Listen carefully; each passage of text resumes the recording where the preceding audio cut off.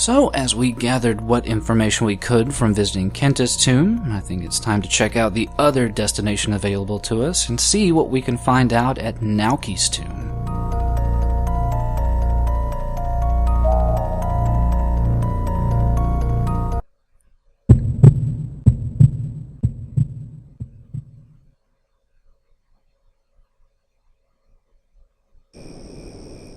Now, oddly, we do start this chapter where we ended the previous pathway at Kenta's tomb. I assume in this alternate reality we didn't run into Kenta's ghost.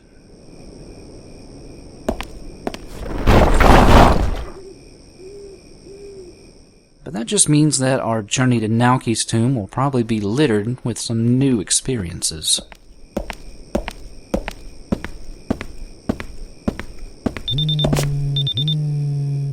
Though that isn't to say that everything will be brand new on that journey. As we can tell from this email here, it is the exact same one that we got from Kawagoe on the journey to Kenta's tomb. So this pathway will not be as different as some of the other branching pathways that we've had to deal with.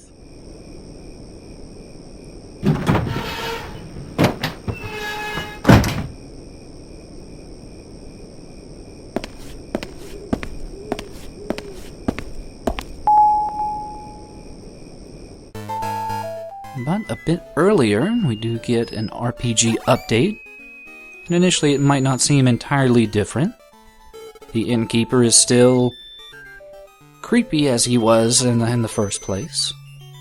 But you might notice that in the other room, next to the chest with the body part, there does seem to be a note. So we're going to go ahead and grab that body part again. We're going to go ahead and check out and see what this note has to say.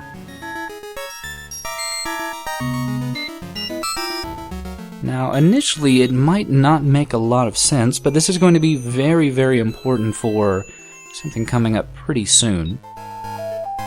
And namely, what we want to pay attention to is the fact that whoever wrote this letter seemed to no longer be able to walk on sunlit paths. Now, as to how that is going to be helpful to us, well, you might have noticed that the staircase we were going down, as we found out in the journey to Kenta's tomb, had lanterns on every side. And it's going to be important to keep in mind just which one is lit.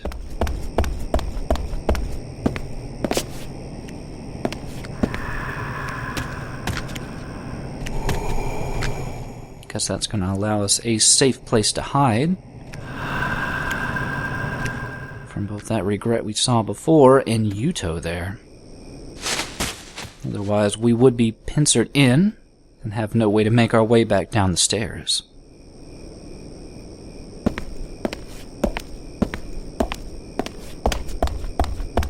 Still, though, the journey to the other grave site is pretty close, if you recall. Should just be right down this path and to that doorway to the left.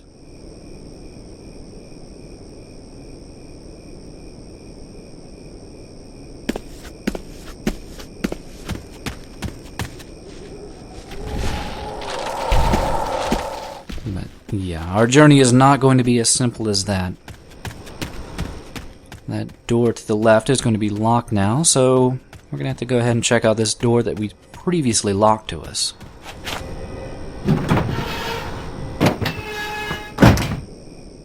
Which looks also very familiar, and that's because this is where we started out on our journey to Kenta's tomb. And this is also where a lot of similarities with the other paths start to really pop up. You can already hear that scuttling around in the bushes of an unseen figure.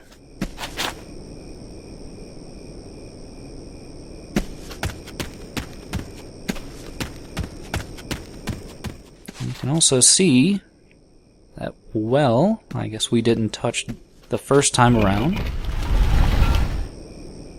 but it's still remains entirely empty. Just one of very few interactable environment objects in this particular chapter.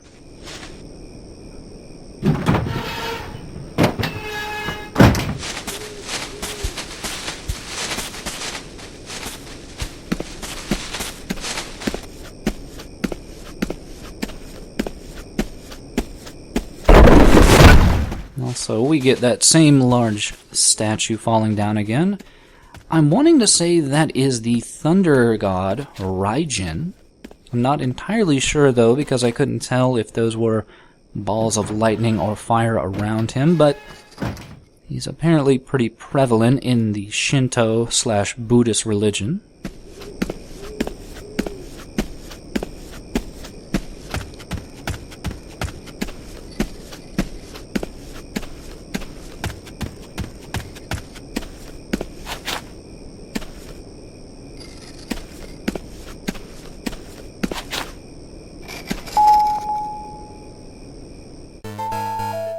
And yes, as you could probably tell from the scratching noise and, well, us being back at these Shinto gates, the situation is pretty much the exact same as it was on our journey to Kenta's tomb. Everyone here is going to say pretty much the same thing, and, well, it's kind of a letdown, considering the variations we've seen in the other branching paths. This one, especially so late in the game, decided to, I guess, just kind of phone it in regards to trying to give you something different.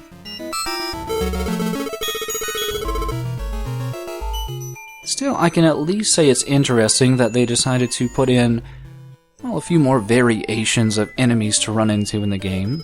I mean, sure, it's great to have a different character model for the regret, but I never honestly expected to see giant hands or unexplained monstrous regrets coming towards us, but that's just what the sequel wanted to serve up to us.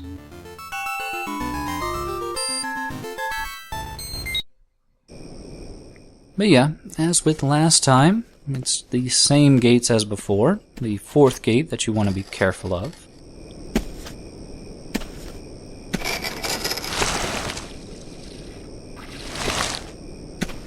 And that nasty seventh gate, which, if you recall from what we've learned about Japanese numbers and their alternate meanings, 4 and 7 pretty much mean bad luck. Especially 4, which, well, if I haven't specified it before, is she, and that means death.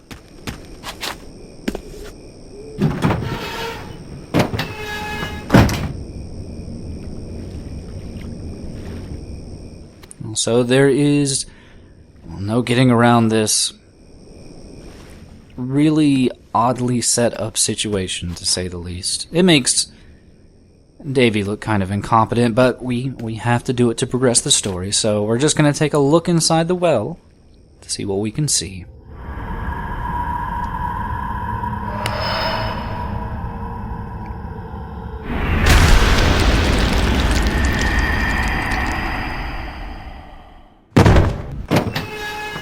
But just to save us a little bit of time, there is nothing different in the dungeon. It's still as inexplicable as it was before. So let's go ahead and get straight to the graveyard, where we can hopefully find Naoki's tomb. Though I guess tomb is stretching it a little bit. It's more of just a tombstone. But there's a little bit more that we have to do. This is another new bit of puzzle here. And if we talk to the nice bartender here, she does mention yet again that some mischievous patron has vandalized one of her tables. And as with last time, it is the exact same table. But it's not going to give us a clue in regards to that left and right eye lantern puzzle again. Instead, it's going to give us a clue regarding, well, these odd blue flames that seem to be populating the graveyard.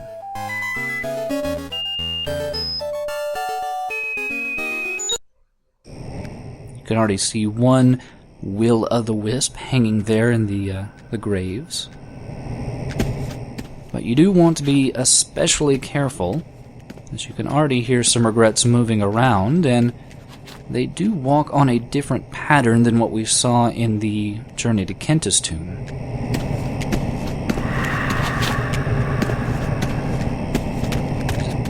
Narrowly meted Yuto there.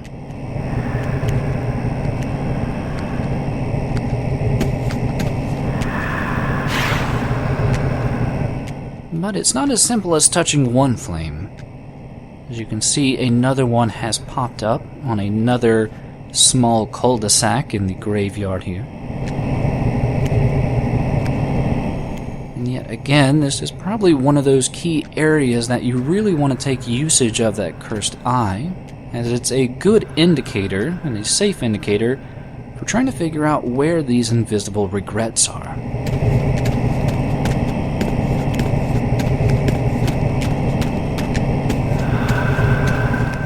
Though if you are brash and bold, you can try to follow behind, though I would not fully recommend it.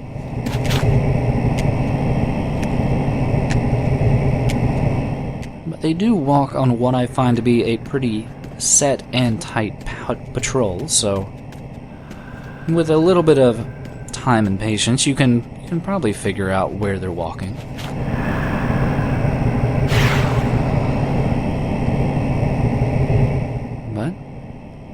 May not become immediately obvious, but working within the rules of three that govern the world of video games, there is one more blue flame to take care of. And it is near the exit to the graveyard.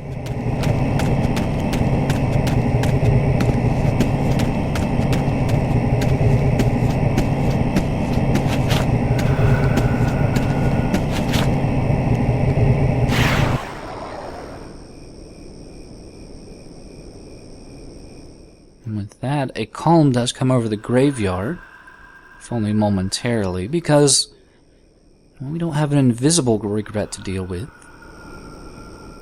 Instead, we have the regret that we've been searching for throughout this entire chapter.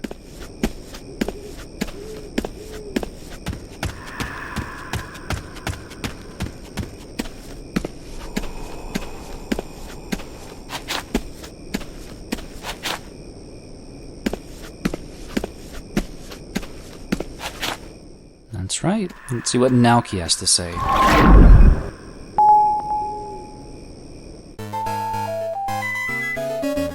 Though, much like with our attempts to talk to Kenta in the real world, it's going to be up to us to find Naoki in the video game world.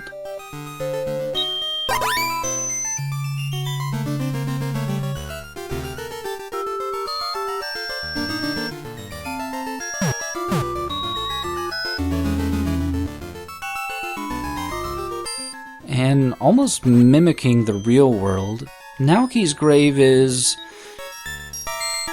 less spectacular, I suppose, would probably be the kindest way to put it than Kenta's grave, being at the bottom of the well. But let's see his side of the story.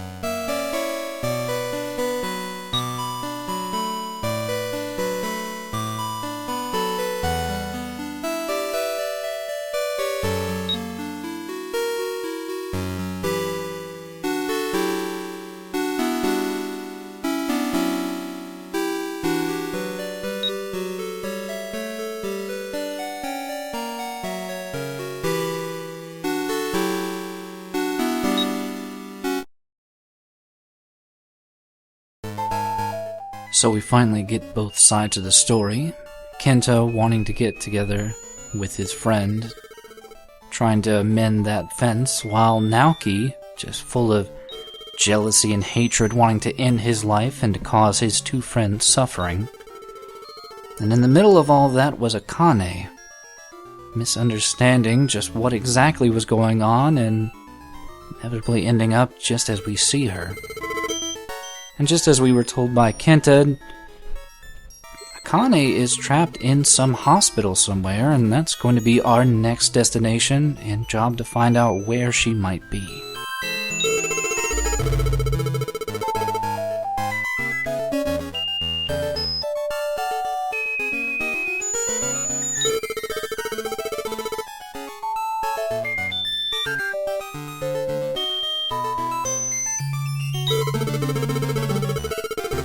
Hopefully Kawagoe can fill us in on that information, and we can try to put an end to this curse before it takes us out.